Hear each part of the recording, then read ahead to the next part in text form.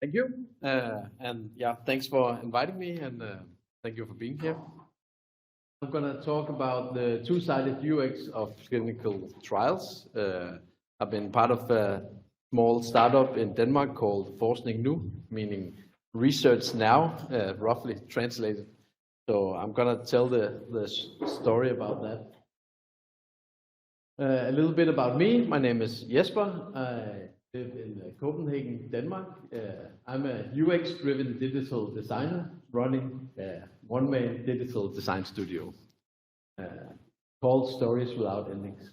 Yeah, so I work as a consultant, freelancer, joining projects that I find interesting and where I get invited sometimes. So that's me. The story is a case story told through 5 challenges. I'm going to talk a little bit about the insights that we found and the understanding of the user needs that we found and how we kind of translate that into solutions and possible future solutions. So there's not a lot of numbers, just a lot of practical stuff that we did and decisions we made along the way based on what we learned. So a little bit more about ForskningNu. So it's a platform helping clinical trials finding and managing participants. It started as a classic founder story. Benjamin, who was the founder and CEO, was a student looking for participants for his research project for his thesis a few years ago, and he figured out that was pretty hard. So he kind of built the first kind of prototype on that. I entered pretty early after he did a few Squarespace pages for research projects and started to help other research projects finding participants. And then I came in and did the art direction and UX and UI and the full implementation also, which was kind of new to me, but it was a great challenge to try and discover this platform called Bubble.io, which is a no-code platform. This process basically meant that I came from a startup earlier where I spent 7 years trying to make things happen as a UX designer / product manager. We started 3 people and grew a team around that. And in the end, everything took so long. With this project, I managed to do the same thing in pretty much 3 months as we tried to do in a year with a much larger team, because I could implement the designs myself in the no-code platform. This also meant that we could move pretty fast. So as soon as we had assumptions, we could kind of build the design and implement it and get feedback from users along the way. Yeah, so if you want to talk more about Bubble.io and the possibilities of doing super quick prototypes that can go all the way to production, then hit me up after.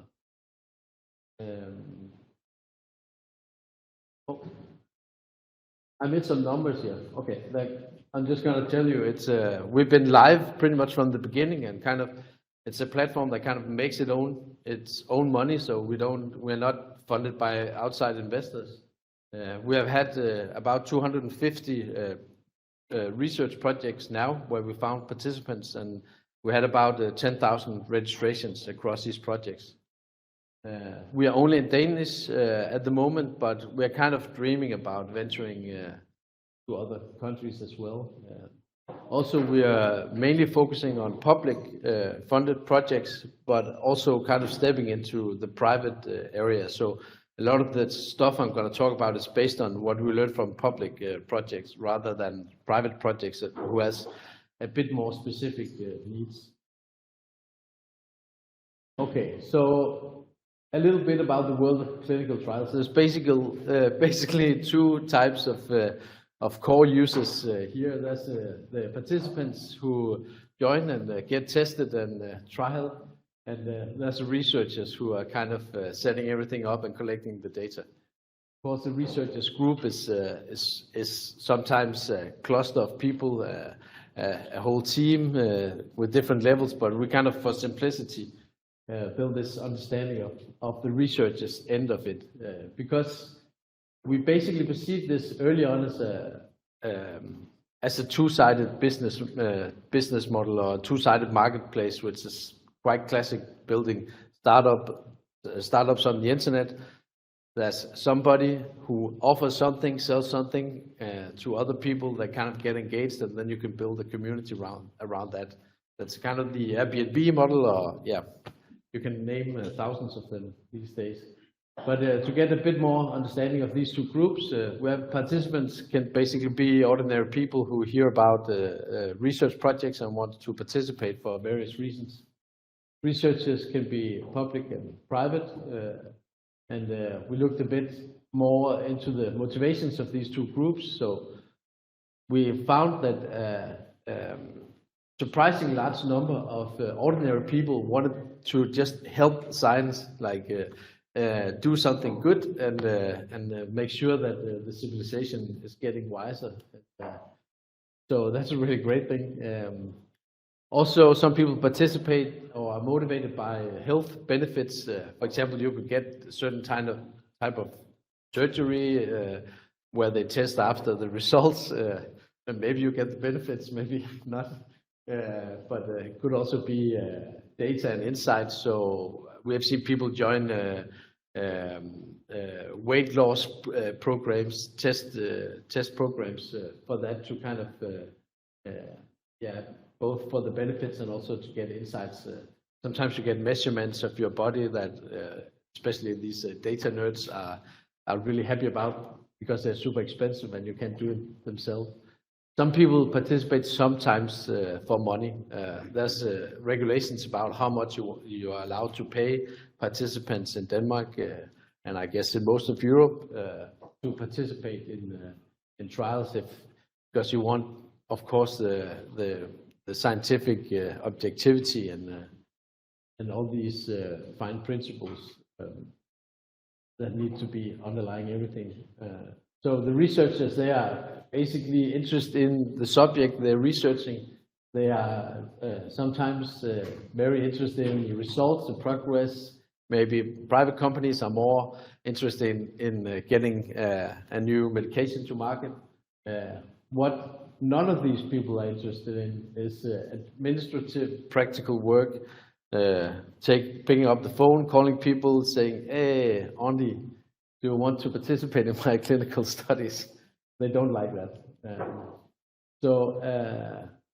The 5 challenges I'm going through is kind of divided between these two groups. The first one is how researchers are challenged with finding participants. The next one is the ease of participation for participants, and the speed and quality of leads that are coming in through this recruitment for researchers, and then managing participants through a research project.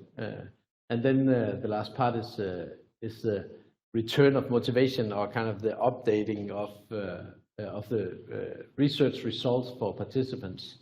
So the participants, how they get the knowledge and out of the research projects in the end.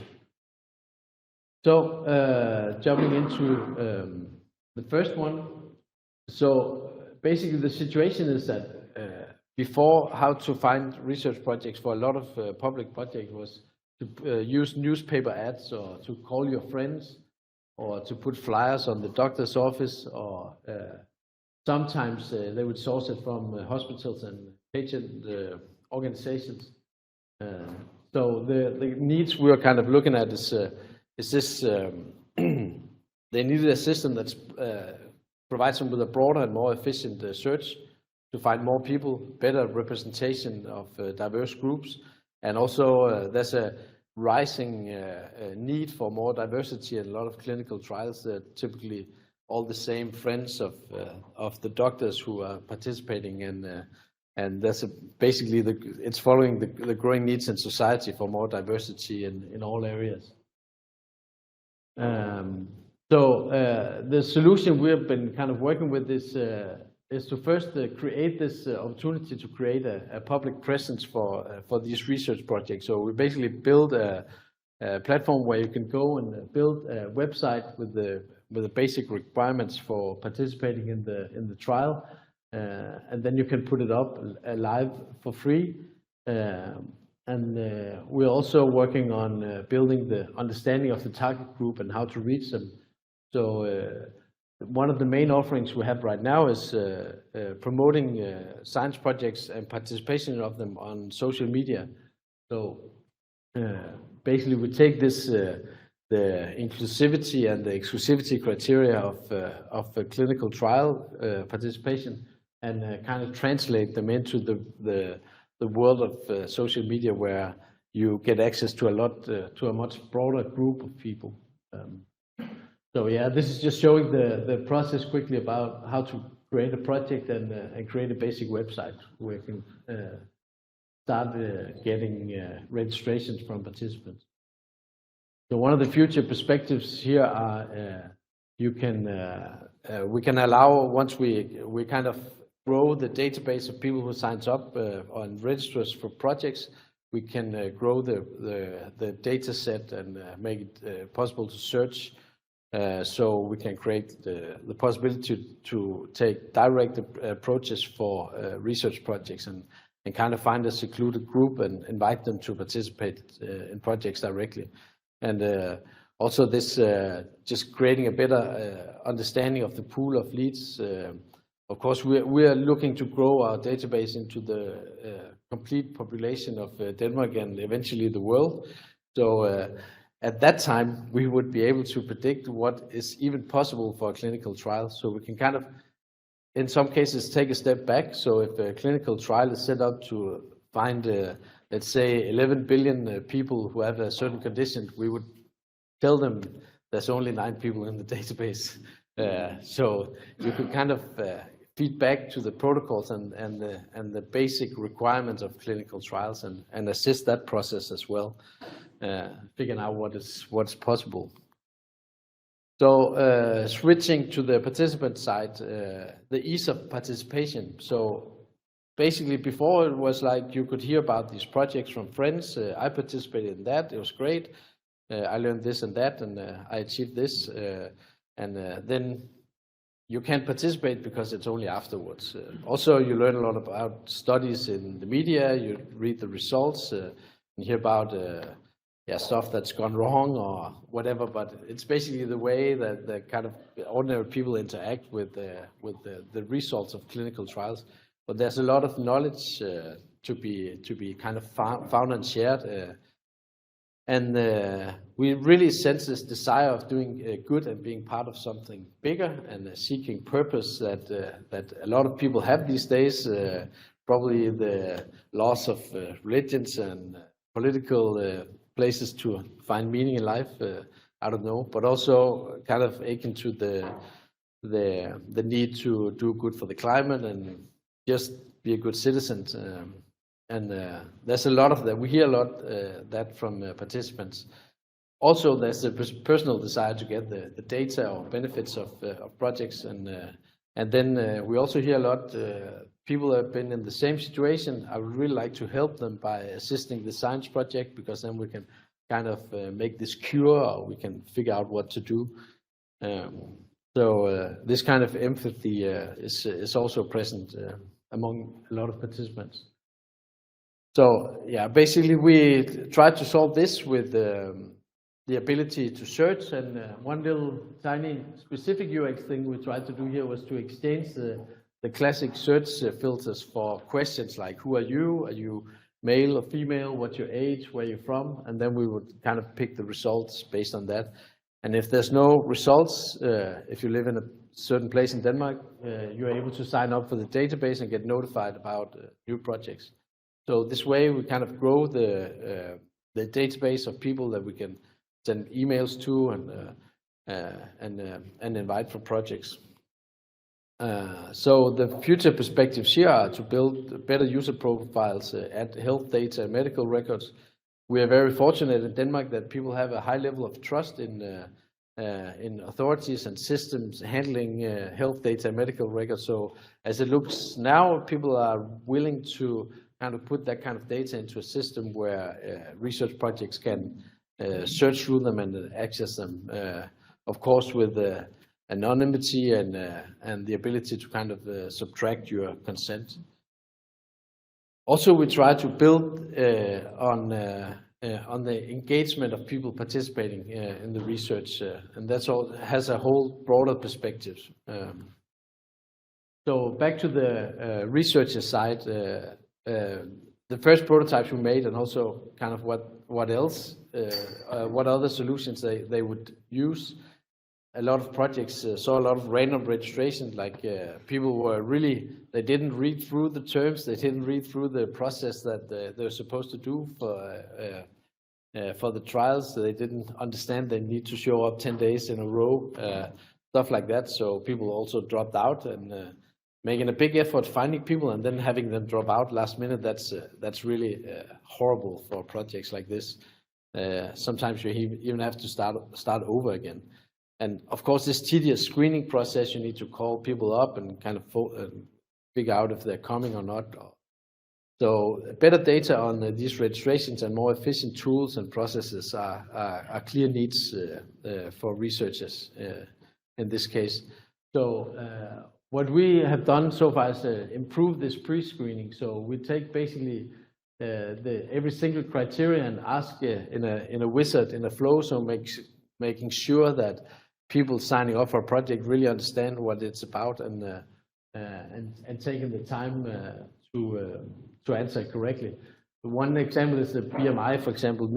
A lot of people don't have their BMI top of mind, but that's what researchers in their language are kind of asking for. It needs to be between 25 and 31, something like that.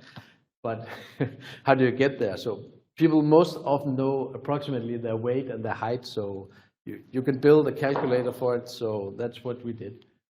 And then there's a lot of these yes/no questions. Do you smoke? Do you have diabetes? Do you have, whatever.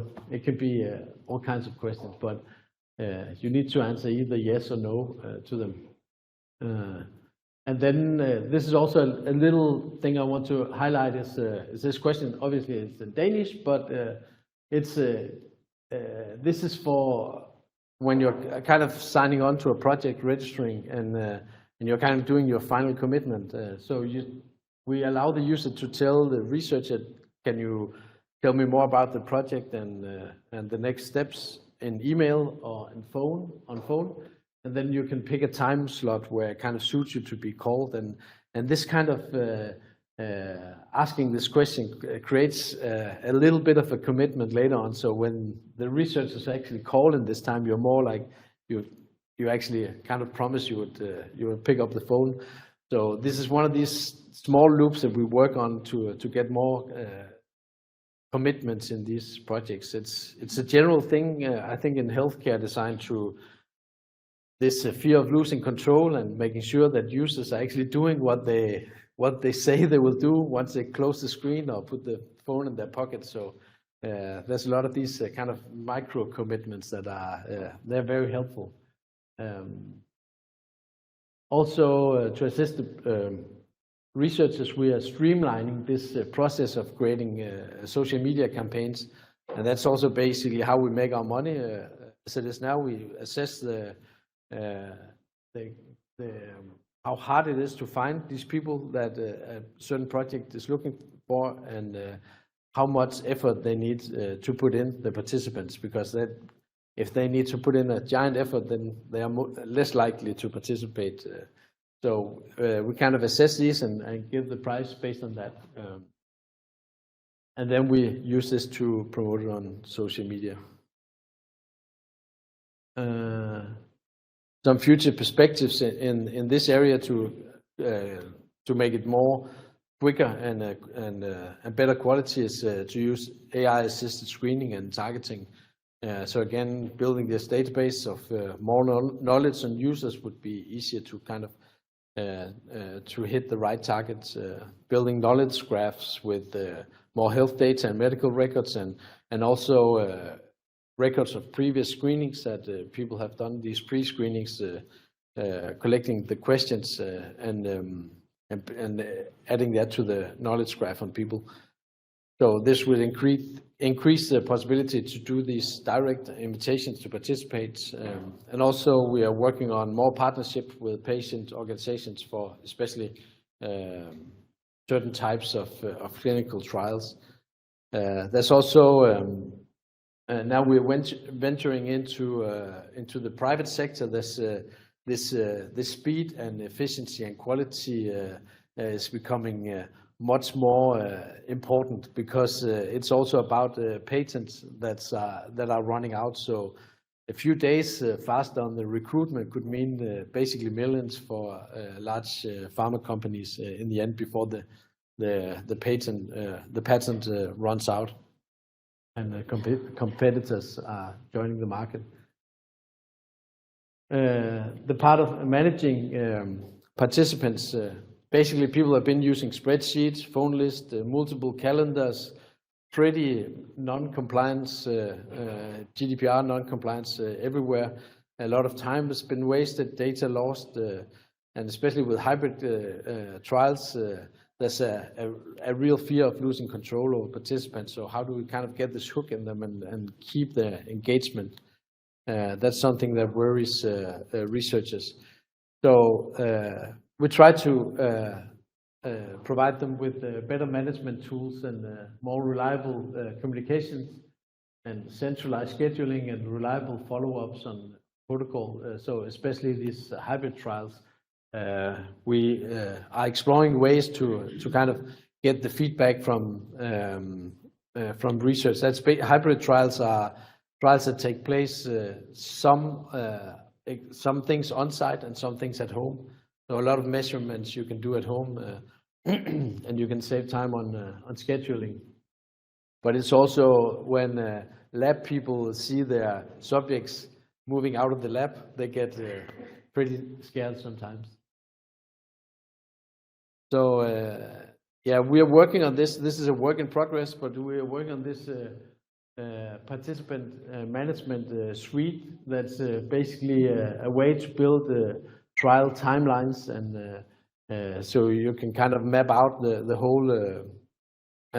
whole trial, how it needs to go, and the communication between all participants or specific participants. It's about planning how to get people to get on site at the same time. There's a lot of scheduling, a lot of classical UX challenges, but that's what we're working with in this model, and also building in these notifications and reminders, reminding people to do this measurement or to do this thing they need to do during the trial, or to sign up for the next event in the timeline. So the perspectives here also that we can get more up-to-date data on participants when we start building their own user profile, so they can actually change the data when it changes. So maybe their weight won't stay 72 kilos forever. Maybe it changes, it goes up and down, but we'll have much more up-to-date data. And we'll have improved time. Trial planning is a perspective of this, so you can also do it more efficiently and kind of learn across multiple trials what is the best way to do it. So our goal is basically to assist researchers in any way with their clinical trials. So if we can assist them with a broader set of knowledge about what kind of used to work with people, that would be great. And we're also looking into starting to get actual research data collection into the app. So with this, we need to leave this no-code land and build it on more secure servers, but that's something that's in the future for us. Then this return of motivation. So we heard a lot of people who participated in clinical trials in the past, and the researchers told them, yeah, we'll send you the report in the end, but in the end there was 2 years, or maybe the project got cancelled, or there's a lot of excuses. Maybe the phone list burned, or yeah, anything could happen. But basically also a lot of people feel the sense that obviously researchers are more interested in the projects than in the participants. That's after all their kind of the main part of their jobs. So one of the needs we're sensing here is this really basic UX principle that you need to get more out of the system than you put into it, and that feeling needs to be honored for participants. We also want to, we understand this need of trying at least to educate project owners and researchers a little bit more about the need for feedback and kind of keeping people in the loop to improve the whole ecosystem of clinical trials. So every time one participant has a bad experience, it kind of leads to less people participating over time if all goes wrong. To improve this, we are working on just not only the personal user profile, but also access to the data you are participating in. So you can see the data you put in, and you can see maybe to that extent that it's possible extraction of data and progress of the whole project. So this is also a prototype of an app that kind of shows some of these abilities to plan and schedule and answer questions along the way, but also to kind of see the timeline and kind of be more engaged in the project. We think this is key to create this main feeling of engagement in a project. That's key to getting these smaller measurements and these touch points that are vital to get the hybrid events or hybrid trials and these kind of off-site trials to work. And then we are kind of trying to build in the final report notification into the project timeline. So when we kind of end the journey with the researchers for a project, it's kind of a natural last step to engage in, to let people know that now the project is done and here's the research paper. The perspectives are to build this into the timeline and also to, I think the number 2 is a little bit off here. So let's get to number 3. So basically, we also want to expand this website that we saw in the beginning as a tool of communication. It can also be used not just for for the participants of the clinical trial, but also for a more broader purpose for sponsors, but also publicly interested people, and so it kind of has a home on the web. That's it.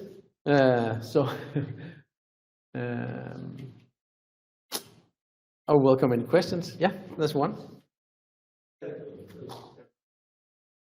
I just have a quick question. We have keys, I suppose, of recruiting through social media a while. And what you found regarding their degree of incentives that attracts them to participate versus the length of time. So maybe start with some participations versus some very transactional.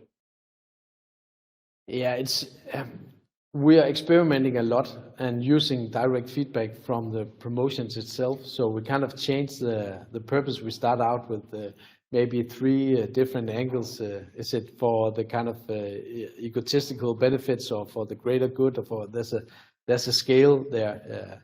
And obviously we can't search on health data. So if we need some people with diabetes too, we need to kind of work around that in the targeting. But it's also one of the reasons why we're growing our own database, because it's more solid and it's something that we own. We can populate with more data, and we also get quicker response because if we invite people directly. Yeah, I can rewind quickly. So I guess what I'm saying is people put an hourly rate on their participate? Yeah, no, most often public projects they don't give you any money to participate. They would refund your travel expenses, but you're not allowed to pay people to participate. That one is a low. That one's difficult to recruit. No, it's more just the task itself. It's because you are in this situation. You are a researcher, and you're kind of focusing on doing your research, but you are required to find 40 people with specific conditions. Yeah. Maybe 5. So where do you get the rest? So we're basically doing a simple job for them. And we have the ability to understand where people are on social media, for example, so we can reach much broader. So we assist them in. No. But that's the key finding we have is that there's lots of other things that motivate people. So if we hit them the right way, they would sign up for data or for assisting science or for being part of something bigger. But obviously some projects takes a lot longer. We're having this internal time ticker on all the projects to see how to get an understanding of what exactly how long time do it take. That's also the categories we show for each. I showed on a slide for each project is that how hard it is to find. That's where the price goes up. Can you give us an example of the project that had the highest uptake quick as possible, that was really popular? The only thing that quickly comes to mind is because I also just got glasses last week. 5 years ago, I got this surgery done for nearsighted, and now there's a research project offering that whole operation. And usually, you have to be in line in a long time or pay 5,000 euros to get that operation. And that project offers it for free, so that kind of spreads pretty fast and gets a lot of registrations.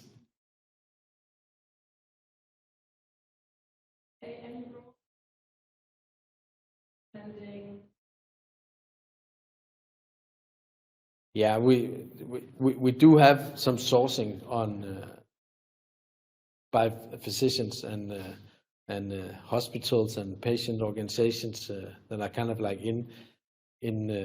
that are known to them, lists of people that they can contact and are allowed to contact. But that's for specific, often, yes. If it's a kind of disease-specific clinical trial, then that's what often happens. But there's a whole range of clinical trials that also needs just a broad scope of healthy people. So you can't really map them up to any organization or any physician type of physician. Yeah. Any other questions? Yeah. Yeah, I think your presentation.